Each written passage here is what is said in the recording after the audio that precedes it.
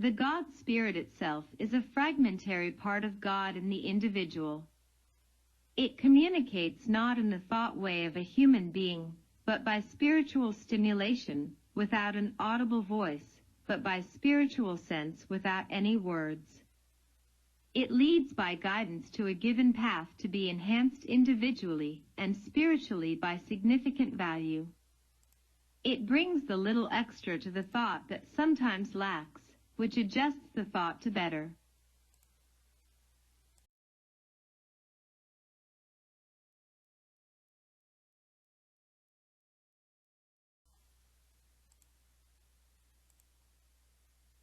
It never violates the will of its host.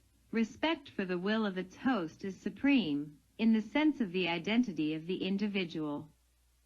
The goal is motivated by the love of the universal Father.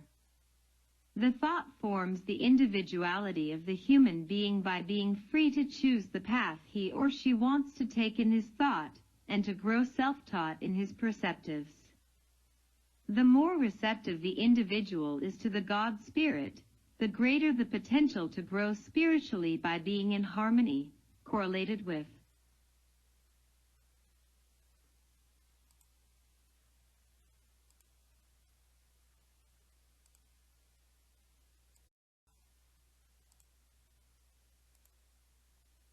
It's a form of pre-personality.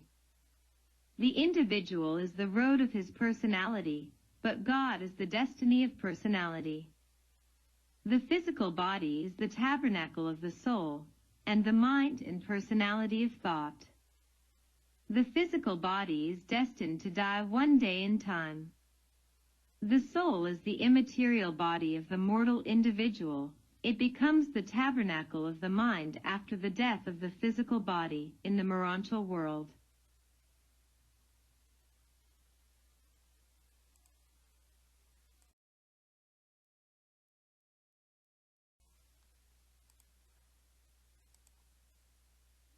Morontial is the term defining the substance between the physical world and the world of highly spiritual and immaterial dimension in the universe. The individual soul is made of substance and morontial composition. It is the continuation of what has been generated by evolution and cumulative experience during the mortal life of the individual when the God Spirit returns to this host. The Spirit of God saves material memory during incarnation.